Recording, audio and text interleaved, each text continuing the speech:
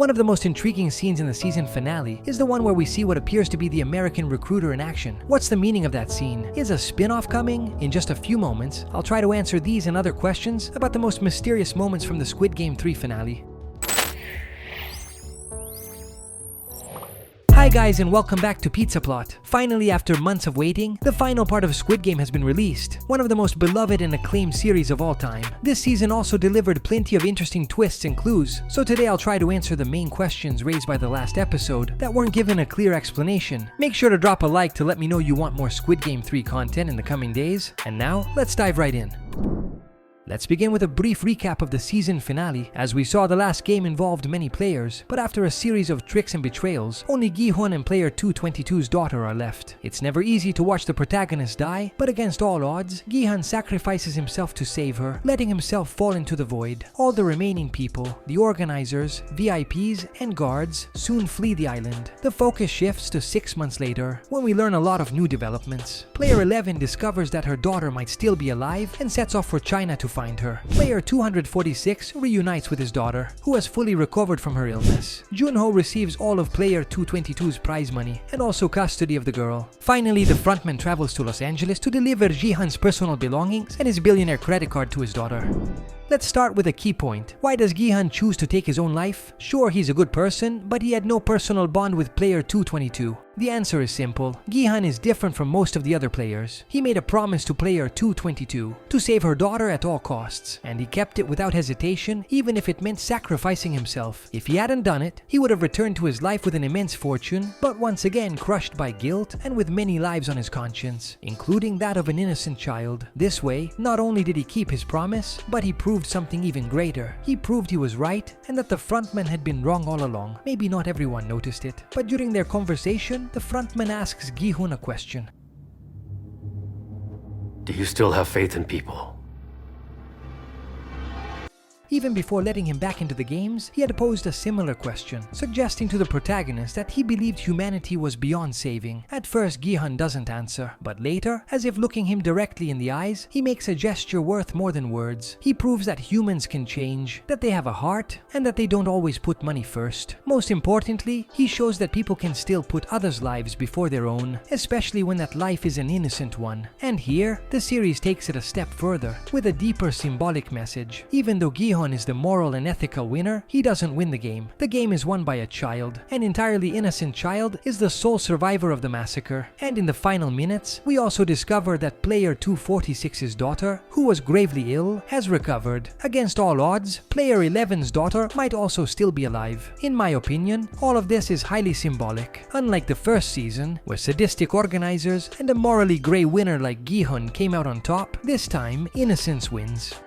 It's as if the series is telling us that despite everything, there's still hope. That amid the bloodshed, greed, and despair, something pure still exists, something worth protecting. In a world where everyone seems willing to do anything to win, the ending of Squid Game reminds us that the real victory is not losing yourself and choosing good, even when everything around you encourages the opposite. At this point, a big question arises. Will there be more editions of the game in South Korea, run by the frontman? I don't think so. The frontman has repeatedly said he took on the role to punish humanity, believing it was beyond redemption. He believed people's greed surpassed any positive emotion, but Gi-hun proved him wrong, so the games no longer serve a purpose. Gi-hun showed that not all humans are greedy or lost causes. He proved there are selfless people who put not only money, but even their own lives behind others' needs. If the frontman continued organizing the games, he'd just be a sadist acting for personal pleasure. But we know that's not who he is, so in my view, at least in South Korea, no more games will be held. So is the frontman a good or bad character?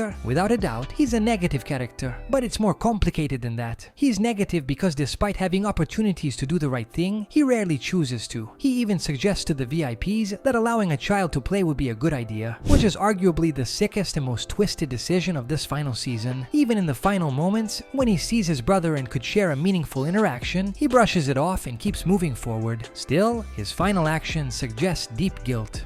Why does he bring Gi-hun's winnings to his daughter? Probably because of that overwhelming guilt. Gi-hun is the only person who ever stood up to him, the only person who proved him wrong and showed that humanity could still be saved. If he had done nothing to acknowledge that, he would have been a hypocrite. So he does the only thing he can, honor Gi-hun's memory. If he hadn't gone to see Gi-hun's daughter, she would never have learned the truth about her father. She might have thought he had abandoned or forgotten her, and hated him forever. Now she knows he died, that he didn't forget her, and that the money went to the only hands that truly deserved it. And the fact that it was the frontman himself, not one of his henchmen, who delivered it, shows how deeply he feels this guilt.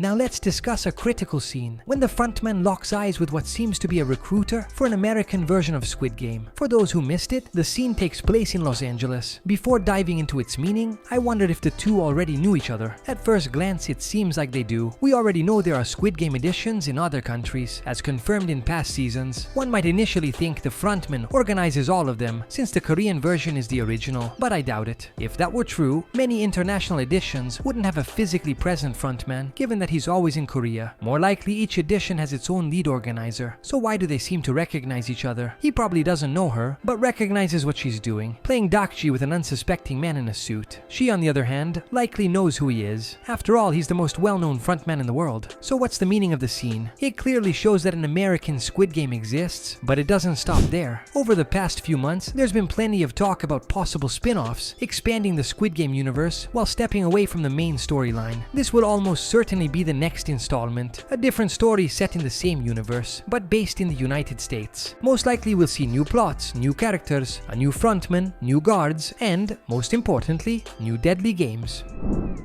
Let's wrap up the video with one last question some fans might have asked. Why, of all the characters left, did the frontman give the child and player 222's winnings to Junho? From a plot perspective, it makes sense because of their connection. The frontman likely feels guilt toward his brother, and since reconciliation wasn't possible, this was the only way to make his life better. Also, the child needed to be entrusted to someone reliable, so this act could be the frontman's way of easing his conscience. But again, the meaning could go deeper. Think about it. Every major character in the series, even Gi-hun, has hurt others, some with understandable motives, others with despicable ones, but they all have blood on their hands. The only adult character who remains truly innocent is Junho. Throughout the series, he's tried to find his brother and stop the deadly games. He didn't fully succeed in either goal, but giving him the child and the money, symbols of hope and renewal, was the series' way of finally rewarding him. Alright guys, that brings us to the end of today's video. I really hope you enjoyed it, and if you did, please make sure to leave a like down below. It really helps support the channel. Let me know your thoughts in the comments, and if you haven't already, I encourage you to subscribe and turn on the notification bell so you don't miss any upcoming content about the series. As always, thank you so much for watching, and bye guys, see you in the next video.